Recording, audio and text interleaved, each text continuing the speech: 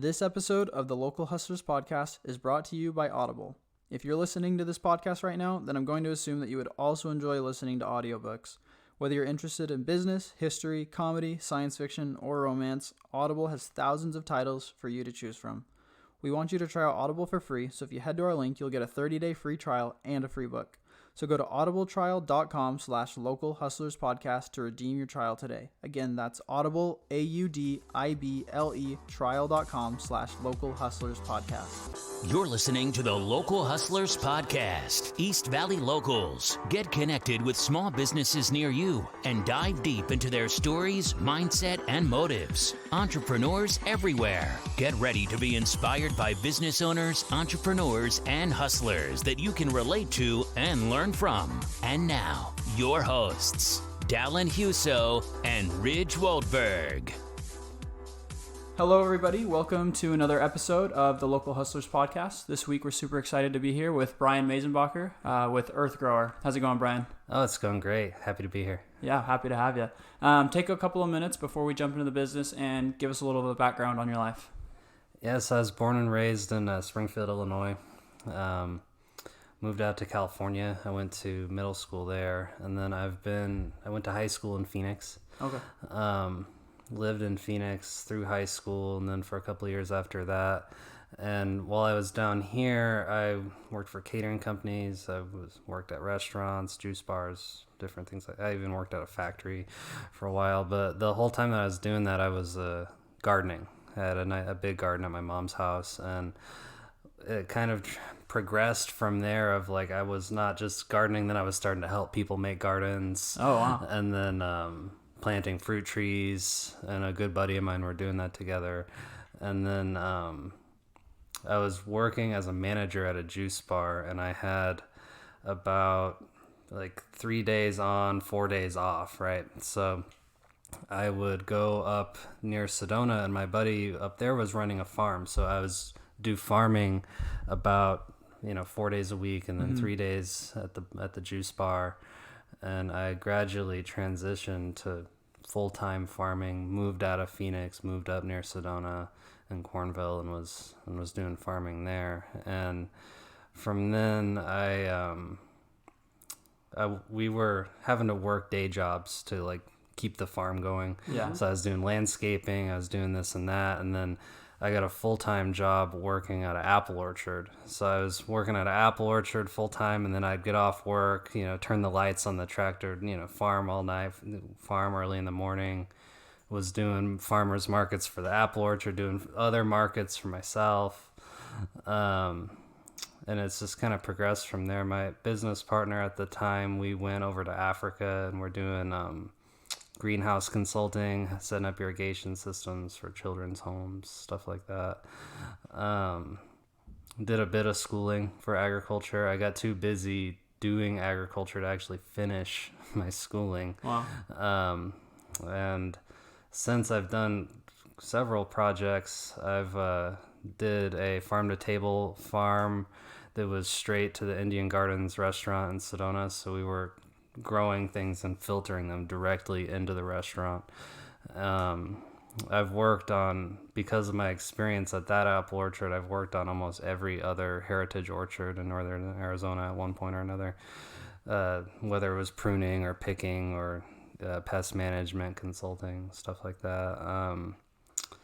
And then I helped to start a farm called Eco Farm.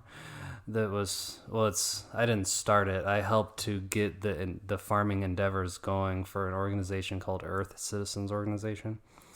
And they have a big property that's in Cottonwood, Arizona. And I helped to get a lot of the key infrastructure in for it to become a functional farm, getting washing stations in, getting the fields productive, getting all of the basic things in place so that they can function as a true farm. And then handed that over to a different manager, and was doing cannabis for a while down here in the valley. And I've since shifted back to outdoor agriculture, and I'm doing a project called Bent River Farms in Clarkdale now.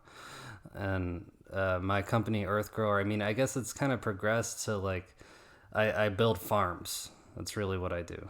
And I'm building this new farm. We're just starting it. It's called Bent River Farms, and it's an old heritage property. The owners have owned it for 50 years. It's been out of production for roughly 15, 20 years. They haven't really done anything with it.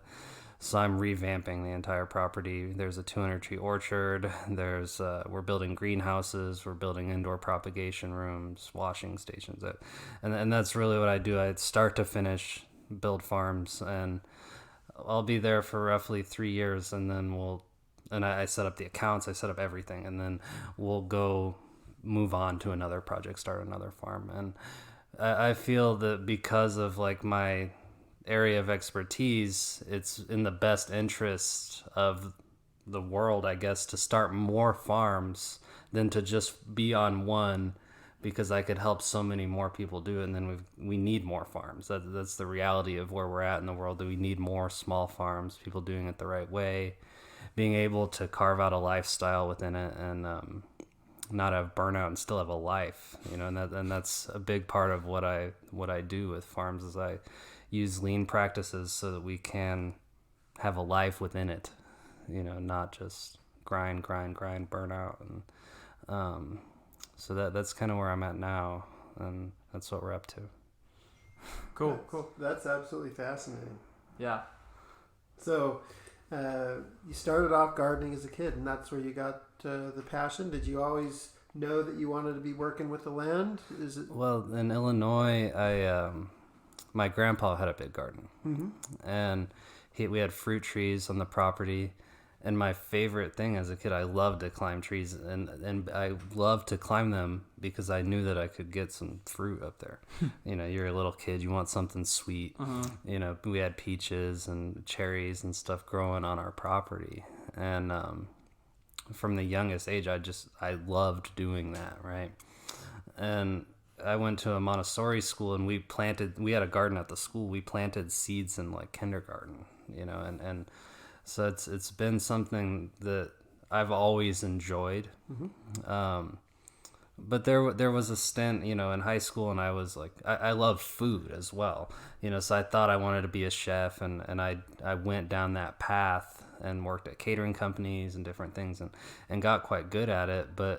And it's actually served me very well as a farmer, because I work directly with chefs selling a lot of my products. So I know what they're looking for. I can cater them a little bit better with my presentation, and can convince them a little more, because I understand what it's like to order from distributors and things like that. But out of high school, I told my mom that I was going to go travel the world, and that I was going to go visit farms, and I was going to be a farmer, right? And she's like, well, why don't you go to college first, right? So I did that, and initially I was going to college, and I was just going, like, taking art classes and doing all this like fun stuff, just because I didn't really want to be there. I wanted to go do what I knew I wanted to do. Yeah. And eventually I just did it. I moved to Sedona, and it's interesting, like a lot of the connections just kind of fell into my lap because I wanted it so badly. But once I started doing it, then it even grew more. Like when you're into something, it seems like there's a lot of other people that are like doing it, because that's the lens that you're looking through the world through. And that definitely happened to me, and I started meeting more and more people, and then became quite good at what I was doing, and started to build a reputation. And I mean, the work that I'm doing right now was word of mouth. Is how I've received what I'm doing right now. Yeah. But just from the reputation. But I guess, like, and I've heard this from a lot of other farmers, it's just kind of this innate thing that you kind of know. And the reason that I have stayed with it, because I was a hobbies guy. I did BMX, I did this, I did that. I was painting, I was doing everything at one point. And I kept changing because I was interested in so many things. Yeah. And with farming, there is so much to it that you can never be bored with it. Right. And that's kind of what's kept me in it, is it's very dynamic. There's a lot to learn about, there's a lot to read about, but truly what has like driven me in it is a sense of purpose. Like it's important. People need to eat. Yeah. And then on top of that, doing it the right way is good for our planet. So yes, I can make money doing it and I enjoy it, but there's this bigger sense of like purpose and mission behind it that really drives me, on top of it being very dynamic and interesting to me. It's awesome. Let's dig into that a little bit. So a common narrative that you hear in national news is the migration of people out of rural areas and the death of the family farm, and right. and big, large conglomerates taking over the family farms. And they don't always use the best farming practices. They use the practices that get the greatest yield, sure, but not necessarily what's best for us to consume or the earth. So are you seeing an uprise in the family farm where people are like, hey, I want to take ownership and control over the food I eat, or providing, or people with similar like-minded mission that you have, or people are wanting to create these smaller farms that are done right? Talk to us kind of a little bit about what you're seeing. I am seeing that, and there's a trend that's happening with it. There's this guy, Scott Granola. His tag on Instagram is "Farming is the new skateboarding," right? and it's kind of true, because the same kind of people that are into that tend to be good at farming, because it requires this flexibility and this fluidness that also applies to like people who surf or people who skateboard, and it's a lifestyle more than it's like a job. And but that being said, statistically, most of the farmers that are around right now that are actually really good at it are at retirement age. They're at like 55, 60 years old, plus. And a lot of their kids don't want anything to do with it. A lot of their kids don't want to do with it. And because of that, there's tremendous opportunity for guys like me. And there are other guys doing it, but coming back to like when you're in that world, it seems like there's a lot of people doing it because it's the lens you're looking through. Yeah. But there's a huge void, and like there's not enough people doing it, and there should be. And that's really drives my mission of like creating more farms, setting people up, giving them the tools like, you can do this, and I'll help you. And because there is a huge lack of it, and I know that, but there's also like a big sense of community. Like I meet all kinds of people all the time because I'm doing it, and Instagram is really great. I've met people from all over the world who are doing similar things to what I do, and that sense of community drives us and inspires each other to collaborate and to do that type of stuff. But there is a lack, but there's also a trend. And I think like with the pandemic, like people have started to ask themselves like, what's really important? Mm-hmm. Like what's more important to me? And people are wanting to eat better. They're realizing like, man, my health, like I need to think about that probably, or like, where's my food coming from? What is this doing to the planet? And people are like, people have always asked themselves these questions, but more now than ever, people are asking these questions and wanting to support a farmer, or like have some time to start a garden, or want their kids to understand where food comes from, and I think that there is an upturn happening, I'm hopeful that there's enough that it will actually become a tipping point. But I think that there is a lot of potential and tremendous opportunity for people who do want to farm, and that there is many heritage industries and different ways of doing it. There's not one set way.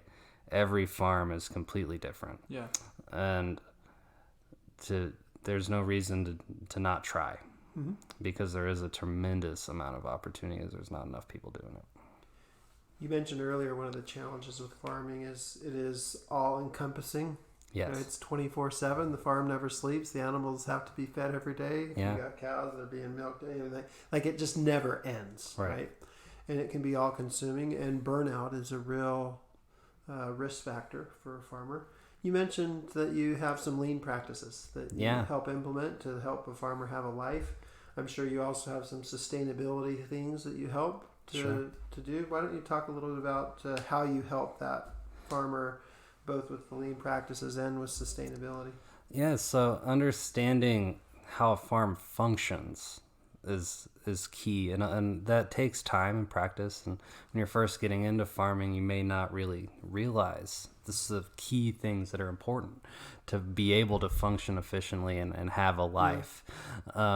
Really, the front end and the back end, and is really important. So, pre-harvest, how do you seed your stuff? Where do you store it? Do you have a greenhouse? What success rate are you having with this stuff? Because if you don't have good success rate pre-harvest, you're not going to have a good harvest.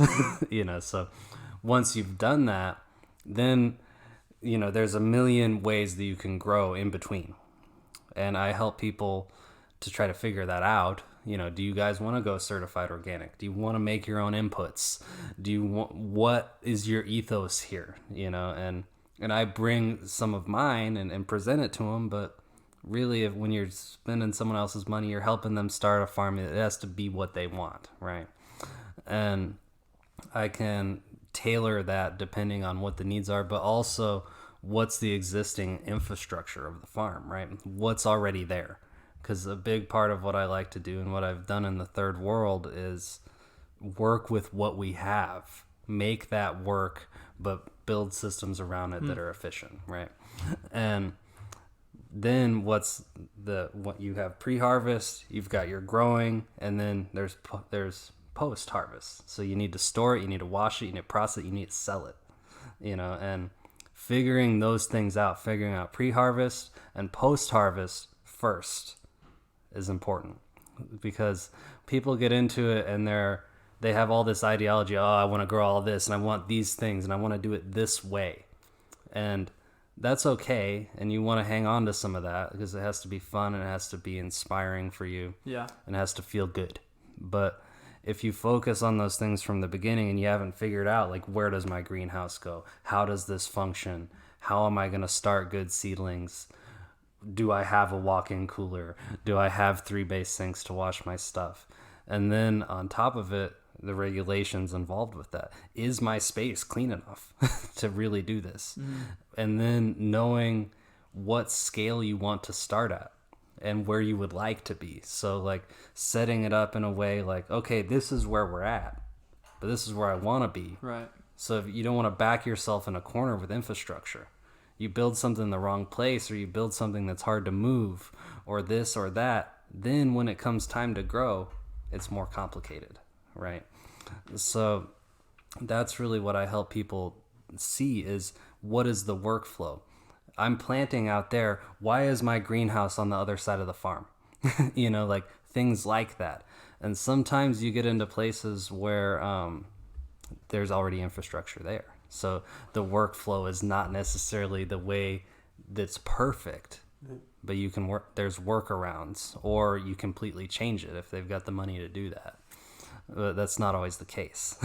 And so really it's asking people those questions, and then it's like, okay, what do you want to grow? What do you want to specialize in?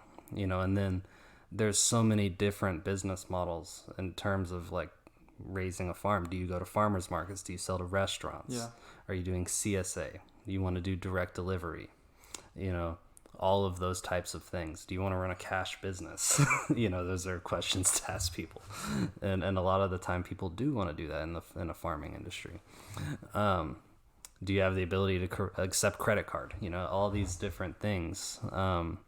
So knowing that, then we can tailor how we grow the stuff. What's your goal? How are you trying to sell this stuff? And then being able to meet those goals with the infrastructure. So if you want to sell tomatoes and that's your big thing and that's what you're trying to do, you need enough space to do it. You need proper greenhouses. You need proper storage for it. You need good root stock. There's all of these different, key factors that you have to hit on to be able to provide to a restaurant. You know, you can't just grow a few plants and think that it's gonna work, you know. And then knowing that you always need to have about 30% more than you actually planned on. You know, you need more. Failure happens. And explaining to people when they're getting into farming that there is inherent risk in it.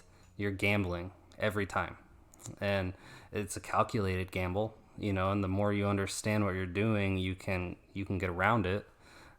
But failure will happen. So that's something you got to plan on it. You got to plan that some failure will happen and build that resilience into yourself to be able to handle that and not freak when something goes wrong. And also not being attached. You know, if you're attached to every one of those plants, you're in a bad position as a farmer because they're going to die eventually. Yeah. You know, you got to know when to let go and know when, like, oh, that I could get a little more out of it, but is it worth it?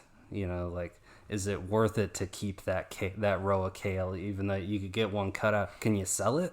It's eating up valuable space, and it's eating up your time.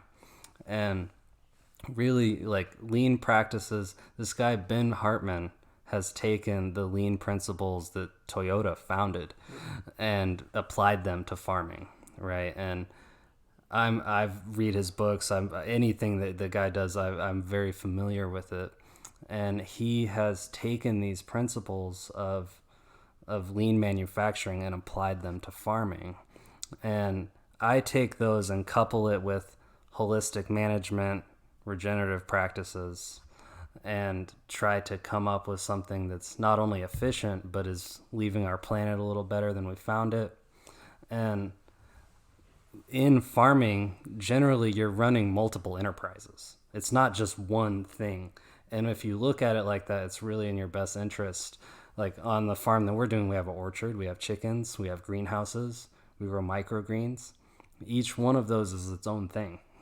And when you look at them separately, then you could be like, oh, well, the chickens are doing this. This one's profitable. This one's not. This is not working. And you can know what to cut out, what to keep, what to expand.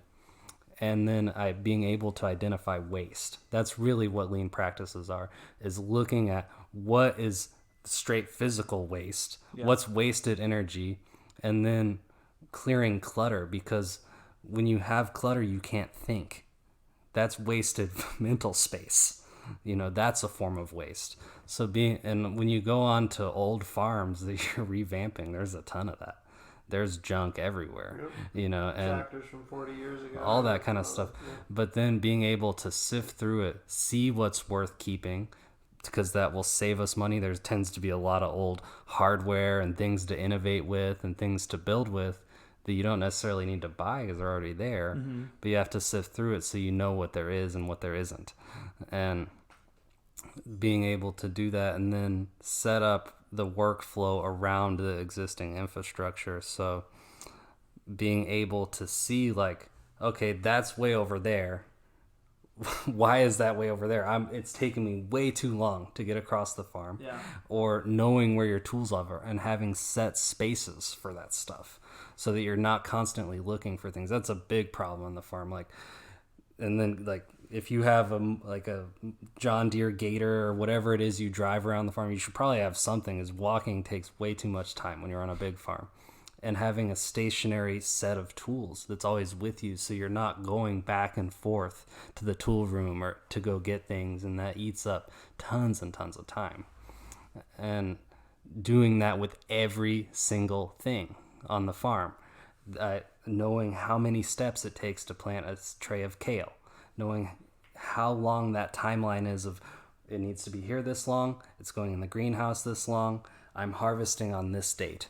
At least have an idea of when you're trying to harvest, and then you can work more efficiently. So there's really so much to it of, like, first, let's get the business going. Let's make this thing functional so that we can sustain it for the long term.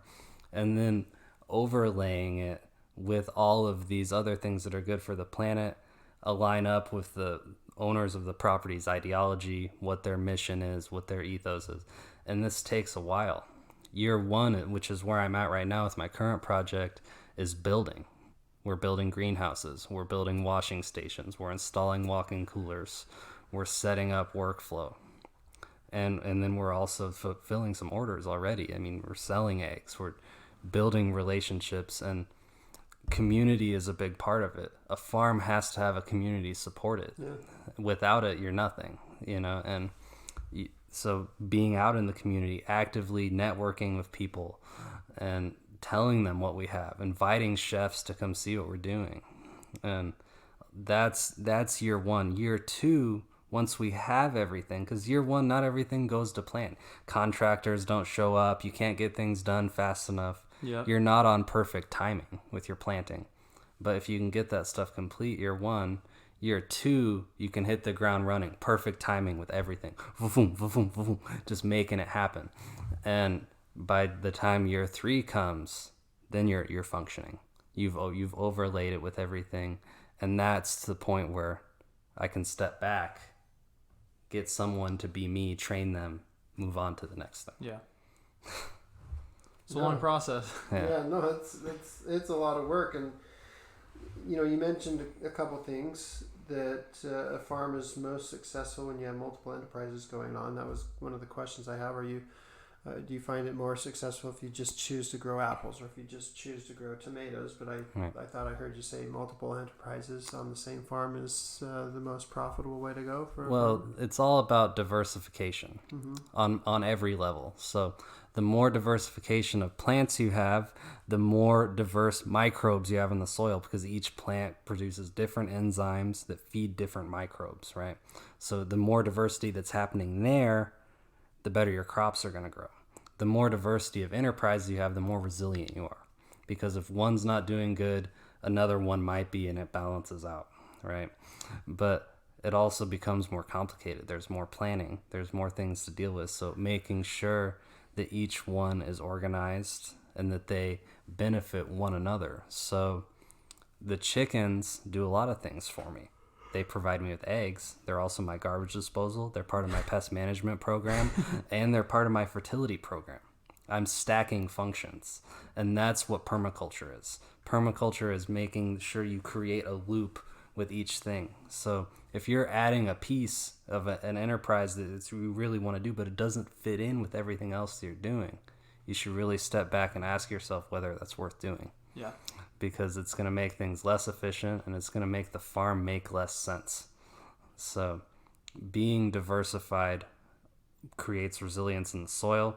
It creates more resilient plants because they're going to grow better because of that diversity. And then having more diversity of enterprises makes you more resilient as an overall business. Yeah. And then within it, like, what kind of lifestyle am I trying to live?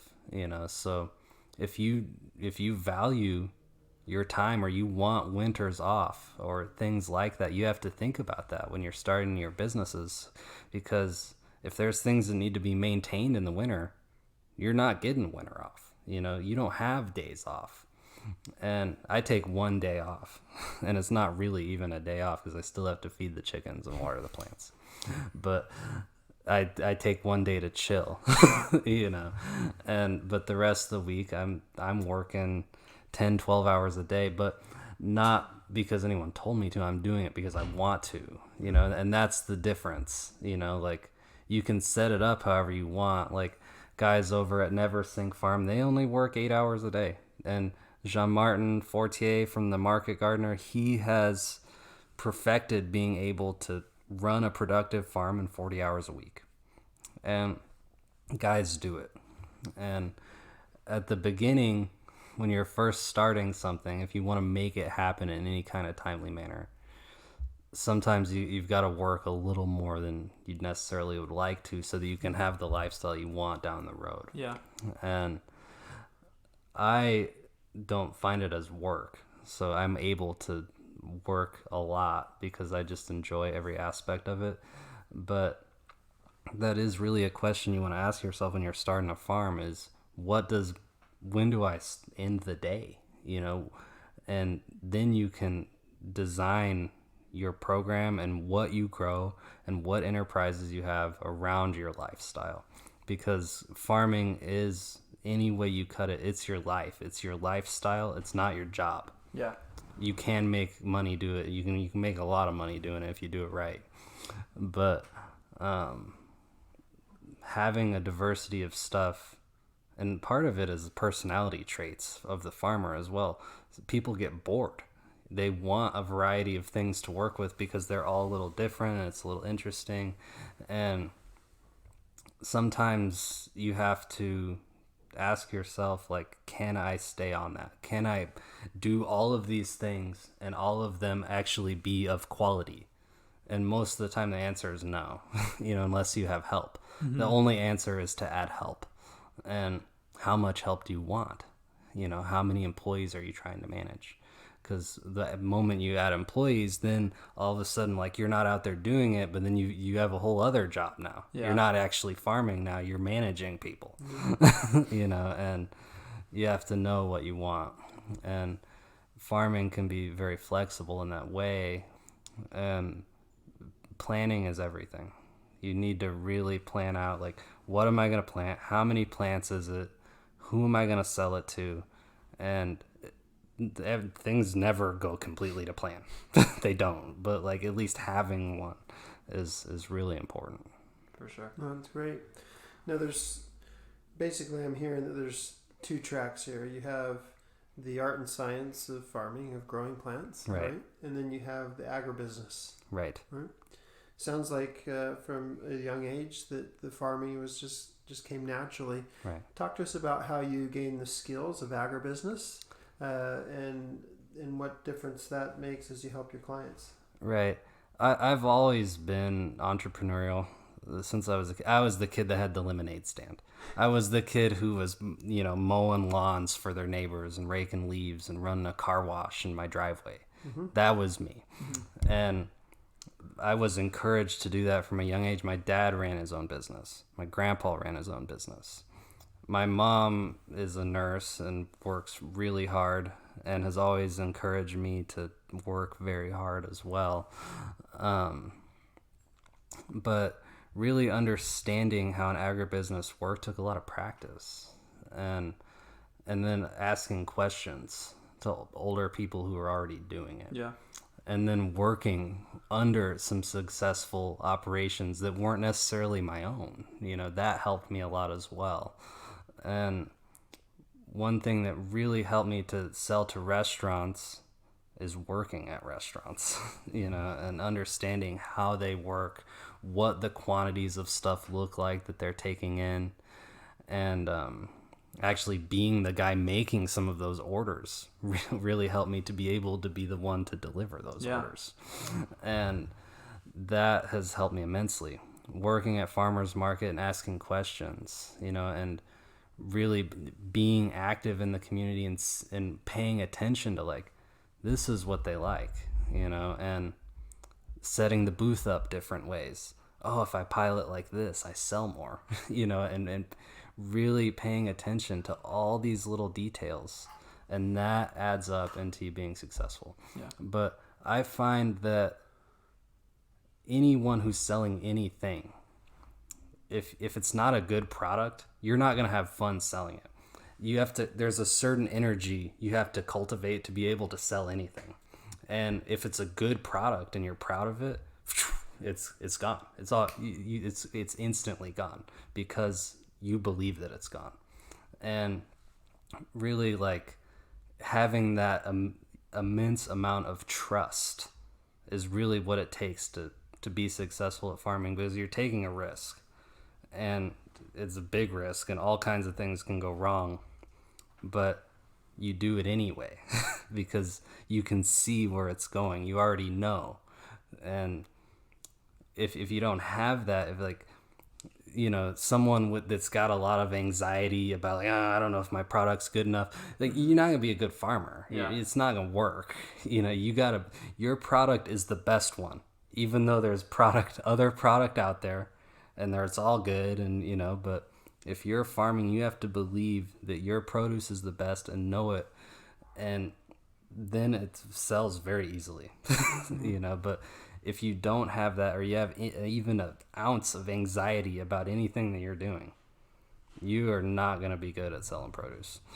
No, I love it. Let's talk about that a little bit, okay? Because I imagine most of our listeners aren't going to quit what they're doing and say, hey, I'm going to start up a farm. I'm going to call Brian. He's going to build me a farm. Right. But as humans, we all eat. And so we all have a vested interest in farming. Sure. In a secondary way at the minimum, right? And so does organic foods have enough street cred where it sells itself? Because, you know, you get a shiny red apple that is not organic. Right. It looks different to the eye than the organic apple that, Right. you know, doesn't go through some of the things that the other apple has. So my question is, does the organic have enough street cred where it sells itself? And then anything else that you want to share about the organic process? So, yes and no. So when you're at the farmer's market, people always ask if it's organic, right? And we are organic. We're not certified, right? But I feel that a lot of things we're doing are actually beyond what the organic paradigm like allows. Mm-hmm. And a common misconception among really most consumers is that organic food doesn't have pesticides on it. That's not true. They have organic pesticides on them. And all that organic means, and they stick to this, is that it is derived from carbon and it can go back to carbon. Soil biology can break it down back into carbon, right? But that doesn't necessarily mean that it's good for our body or a lot of other things, right? That's necessarily good for the soil even. Mm-hmm. And so for something to be organic, it has to go under what's called OMRI listing, which is a third party that makes sure that it's derived from carbon. It can go back to carbon, you know, and that's really what they're doing. And they put this label on the pesticides and all the different things that you're allowed to use in organic farming. And I use some of that stuff, you know, but I try to keep it minimal, and I actually make a lot of my own stuff because I trust it more, right? And really, like, as a farmer, whether you're organic or not, you're telling a story. And you have to present the product in a certain way, and you have to tell them a story about how you grew it, what you're up to, and what your mission is. So, and you don't really want to push it either. You know, like, a big part of natural farming is non-force, right? You don't force anything. You go with it. And if your product's good and you believe that, you shouldn't have to push it that much. You know, so when I'm at the farmer's market and say I'm selling apples, right? Someone walks up to the booth. I'm not like, apples, I got the apple. I'm not that guy. I ask them how they're doing, where they're from, you know, and when they're walking up, you give them a smile and you throw an apple up in the air, catch it in your hand, you know, and then you offer them a sample. And really, taste is everything. If you can offer them a sample and it tastes really good and it's pretty, they're going to buy it, guaranteed. And then on top of that, when you're selling to them, you're telling them your story. This is how we grew it. This is where we are. This is the variety. You know, we put a lot of care into this, you know, and that's really what people want to know. When you're raising chickens, people will ask, you know, how you feed them. That's one of the first questions you get. And I feel that the care of the chickens is actually a lot more important than that. Because there's a lot of people that feed their chickens organic and they don't care for them very well. It's pretty gross if you've ever been in a chicken coop. Mm-hmm. And the way that we do it, you know, when they ask if we feed organic, yeah, I feed organic, but I do all these other things. You know, this is really what's important, how I'm raising them, the energy that I'm putting into this. And really what you're trying to get them to do is to support you as a person and your mission. And then if you've got a really good product, it's even better. If you could be the best person in the world and if your product sucks, I mean, no one wants it, you know, but if have a good story and you invite people to come see the farm, having pictures of the farm is always good, you know, and having a really beautiful display is key. So like the old adage is pile it high, watch it fly, right? So if you're at the farmer's market and you're just starting out and you've got a little bit of this, a little bit of that, a little bit, no one's paying attention to you. You don't have enough that's impressive, right? But say you just have a couple things, but you've got a huge amount of it and you pile it up, you're standing behind it. They can barely see you. You've got so much produce. Yeah. But it's just of a couple things. Then you're going to sell a lot of it. Oh, he's the cucumber guy. He's got watermelons. He's doing it. But if you've just got a few little piddly things, no one's going to take you that seriously. And because it's showing them that you can't be consistent. Psychologically, that's what they're seeing. Like, oh, he doesn't have much of it. Like, how am I going to be able to get this from him every week, or is it just for now? Right. And that's really what people want. They want consistency. They want to support a farmer. They want you to be their farmer, and they want to ask you questions about their own garden. They want to know that they can save seeds from the stuff that you gave them. They want something that tastes good. They want someone that asks them how they're doing or what they cooked with what they bought the week before. And building those relationships, your best marketing is a happy customer, and if you can make just some of them happy and be consistent with having a good product, they're going to tell other people, more people are going to come. And when you have the confidence to believe in your product, and you're not going out there, oh, maybe I'll sell a couple things to the farmers. No, I'm going to sell it all. At least I think I'm going to, like that's my goal, and being able to cultivate that within yourself is not only farming, with any business. If you can do that, like, you're going to sell stuff. Yeah. Do you spend more time cleaning your pool than you spend swimming in it? Then call Flamingo Pools today. Flamingo Pools is your go-to swimming pool maintenance and repair company in the East Valley. Whether it's weekly maintenance, repairs, green to cleans, or one-time cleanings, Flamingo Pools will take care of you. Honest, reliable, and innovative. Just a few of the many good things Flamingo Pools customers have to say about them. Ask them about their mineral treatment, which will keep your chemical levels down, allowing you to have a healthier bathing experience. At Flamingo Pools, they know that your pool was made to be enjoyed, so let them handle the rest. Check them out at azflamingopools.com or give them a call at 480-422-6013. Mention this podcast and you'll get your first month of maintenance completely free. That's azflamingopools.com and 480-422-6013. So what is your vision and plan for onboarding employees so you can expand your reach and influence? I'm not sure at this point. I'm still asking myself what kind of lifestyle I want to live. Mm-hmm. You don't want to manage people, you want to manage farms. I rather manage farms, and I like the idea. I mean, that's what I'm working towards anyway, of building a farm, moving on, starting another one.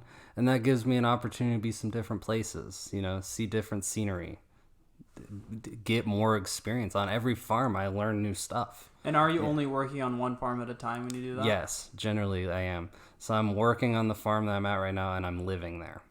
And Wow. I'm setting up everything. I'm there all day, every day, trying to get this thing up and going. And it has majority of my focus. But I do take on other things. I teach some classes here and there. If I get flashed enough money, I might be able to find some time off the farm. But but generally, I'm when I get a big project like this, I'm quite focused on that, and I can always cut away and do like hour consultations and things like that is easy, but anything more substantial, it's requires more commitment. Yeah. So I right now I tend to do one big project at a time, and then we'll have some other smaller consulting things on the side, but mainly just big projects. Yeah. No, yeah. With any business, I like the point of making sure that you're intentional with you want to manage farms versus people, like, Right. And just knowing with any business, like, do you want to focus more on the business side of that? And then if that's the case, then scaling is probably the better option. But if you are more interested in in farming or, being a chef or whatever you decide to do, then scaling isn't always the best thing for you. So I think it's super important to be intentional about what your end goal is, what you want, and then, make business decisions based off of that. Right. And I'm always asking myself, like, really more than ever, like, what's important to me? Yeah. Like, the reason I left cannabis, I was making all kinds of money, but I left because I didn't have any time. I didn't have any time to spend with my family. I didn't have time to take care of myself. The money wasn't worth it. I thought it was. I'm like, well, I grow plants, like you make the most money growing this plant. I probably should go do that, but, and then I did. And I enjoyed aspects of it, but also, there's a lot more pressure, a lot more regulation, and I didn't have time. Right. So after I've left, it was a humbling experience for me to, take less money but to have more time and to have a lifestyle that felt better to me, and to have the ability to make my own schedule and not be under so much pressure, and to be able to have some time to travel and to go to workshops and to read books and to become better all the time, and that's really very important to me, that I can spend time with my family. I can spend time with my girlfriend. I can sit down and read a book, or be on my own time. I work 12 hours a day because I want to, not because someone told me to. And that's the space I'd rather be in than with under so much pressure to do things for other people that are in exchange for money. I enjoy my freedom. Yeah. So my vision of what I would like to do is ever evolving based off like what's important to me, so I won't do anything that's not in alignment with that moving forward. I've made the mistake a couple times of taking the money over the lifestyle, and the lifestyle is way more important to me. That's awesome. Your clients, so like we've established the difference between, the farming aspect of things and then the entire back end, the business side of the farm too. Are your clients usually people with farming experience that want to learn the logistics and the infrastructure of the business, or do you find a lot of people that maybe have more of that business experience and they see the benefits of a local farm and want to learn more about that side, or is there a mix of both? And it's a bit of both. Yeah. So before I was doing cannabis, I was in the nonprofit world. Mm-hmm. So we were building a farm that was more mission driven than it was profit driven, but it still required some of the same things, and you still have to make some money as a nonprofit. You can't function. And the people that I'm working for now have some farming experience. They grew up on this land and their parents farmed a little bit, but they're really in the manufacturing world. They have a big manufacturing company and are at retirement age and would like to do something with the assets that they have. They have 75 acres that already has fruit trees on it. No one's out there doing anything with it. They'd like someone to breathe life into this thing. And that's really what I'm doing for them, is I'm breathing life into something that once was and then improving upon it so that it can sustain for the long term. And then, my end goal is to find someone else that would like to stay there, because I know I want to be on to the next thing. Yeah. Love it.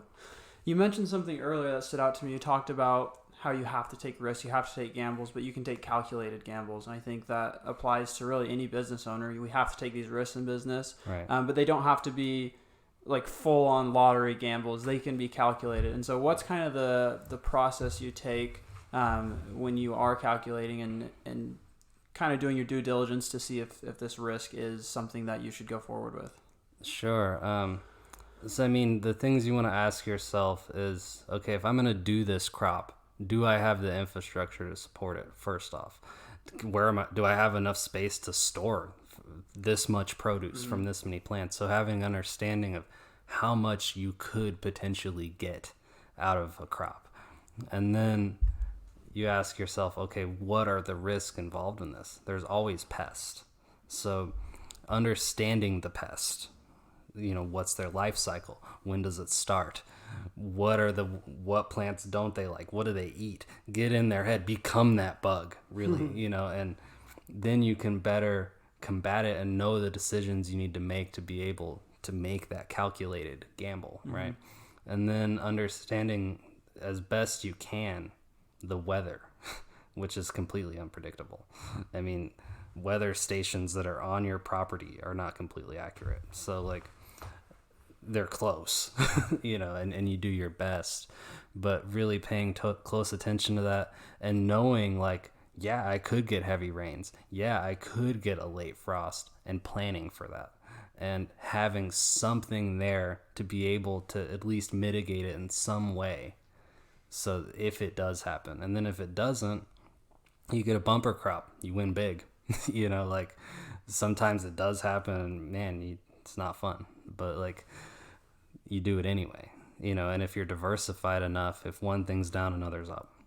And being able to really like have a long view, you have to see the end. You have to see, when I plant a tomato seed, I don't see that. I see a greenhouse full of tomatoes. I see boxes of produce leaving the farm. That's what I see. Yeah.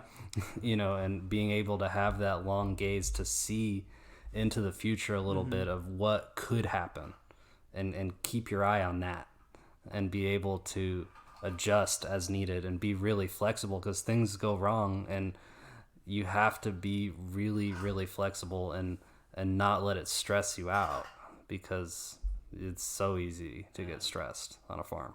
That's one of the challenging parts when doing these projects, is helping people to hone their vision of what they would like to see, because there's a lot of ideology involved with this stuff, and the ideology does not always line up with like practical business, right? So like you have to entertain some of it, but then knock them off other things, and and be realistic about what's actually happening on the farm. But I tend to be more pragmatic in my approach of like, all right, this is realistic, let's do this. That's why this year we're not doing the whole variety of stuff. We're low mix, high volume. Gotcha. Let's be consistent with a couple things. I can stay up on this. I'm going to need to add employees next year so we can do this, and the next thing. Yeah. And yeah. Gotcha. And going back to your purpose, you talked a bit about that and how important that is to you. And then we've talked about how farming, it's not an easy thing. It takes hard work to be a farmer. There's a lot of burnout that could be involved in that. How important is having a purpose that drives you and gets you through those hard days and those hard times when it comes to farming? It's everything, man. Without it, you can't sustain. Like, it's too hard of work. And like, if you're not into it, like, you're not going to last. Yeah. Like, you have to really love it. And if you're not doing it right, it's easy to work a lot of hours and not make that much money on a farm. There's, if you're disorganized, you may be working for $3-4 an hour if you added up all the hours. Wow.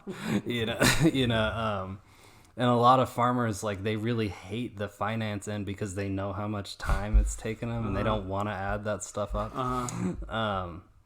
But you should be able to carve out a lifestyle and be able to make some pretty good money doing it. And guys are doing it. It's not impossible. Yeah. But being able to do that and not burn out is challenging. Sure. You have to ask yourself the right questions. Like, you have to constantly be checking in with yourself. Did I eat right today? Like, am I taking care of myself? Yeah. And one of the number one things I recommend to any farmer or gardener is, like, you gotta keep a journal. You gotta have a farm related journal, and you should probably have a personal journal too, because being able to just check in with yourself and take a moment to do that, because there's so many things going on that you could forget about yourself really easily. And asking those questions and being honest with yourself will allow you to carve out that lifestyle and to have a moment for yourself. Yeah. You know, and being organized is everything, because if you're disorganized, you don't have any time. You get no time, you know, and no time to run the business, definitely no time for you. Mm-hmm. You know, you're up all night, you know, you're doing spreadsheets, you know, it's like, and you have to create a cutoff at some point. You've got to cut yourself off, because, and I still do it sometimes, you know, you end up working all night and you get really into something and you just keep going, but then you wake up in the morning and you don't have any energy to do the next thing that you needed to do, you know, and it's a constant challenge for sure, but it takes being honest and realistic with yourself. That's really the ticket. Like, and for me, writing that stuff down helps immensely. Like, just asking myself those questions and, you know, being honest about how I feel about certain things, or how I feel about my relationships, or how I feel about, you know, like things that are going wrong on the farm. As things are always going wrong, you know, and allowing that energy to go somewhere rather than internalizing it and then reaching burnout. And trying to make time for other things and turn off a little bit, because when you're a farmer, I mean, like I was saying, it's a lifestyle, and it really becomes like a piece of your identity. You know, it's like you can reach like a identity crisis a little bit, because it's like I'm only a farmer, but like I like to play guitar, I like to do this other stuff, like and you get lost in it a little bit. So you have to like try to carve out that time to be yourself and to be everything else you want to be a family guy, be, you know, with your friends, you know, do the other stuff. And like if you're disorganized and you don't have a plan and your infrastructure is not set up right, you don't have that. You don't have it at all. It's great advice. Love the insights. Love the idea of a journal. I think it's a great idea and not just farmers, but any sort of business owner listening. It's a great thing to help with some of the issues that come with working hard and burnout and right. that aspect of business.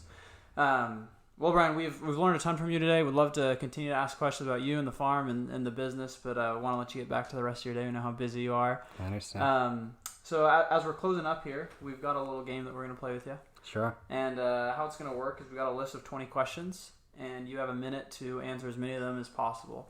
We'll see how you square up against the other guests that we've had on the show. All right. All right, you can go ahead and start us off in 3, 2, 1. Your dream vacation? Dream vacation, probably South America. First thing you'd buy if you won $1 million? $1 million, I would probably buy coffee. Favorite hobby? Favorite hobby, guitar. If there was an Olympic competition for everyday activities, what activity would you have a good chance at winning a medal in? Cooking. The song you've been jamming to lately?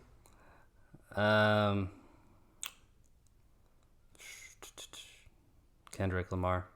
If you lived to be 100, would you rather have the mind or the body of your prime self? Mind. Your favorite holiday? Favorite holiday is probably Christmas. Favorite ice cream flavor? Mint chocolate chip. Favorite fictional character? Fictional character, Huckleberry Finn. Favorite smell? Favorite smell, soil. What's your nickname?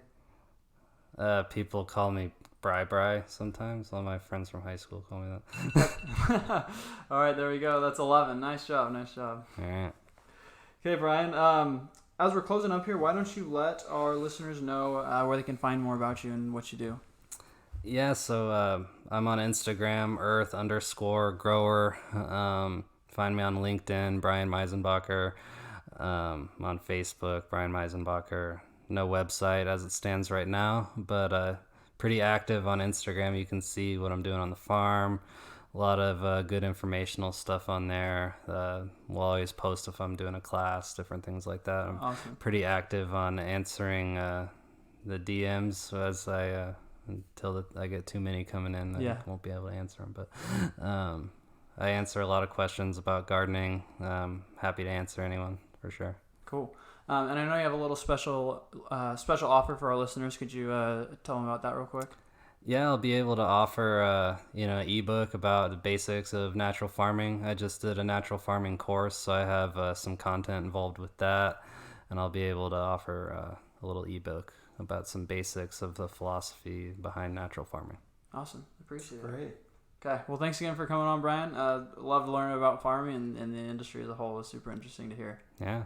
Okay. Awesome. Well, thanks again, and we will catch you all next week. Awesome. Hey guys, thanks so much for listening. Just a few things before we go. First off, if you or someone you know is an entrepreneur in the East Valley, we'd love to have you on the show.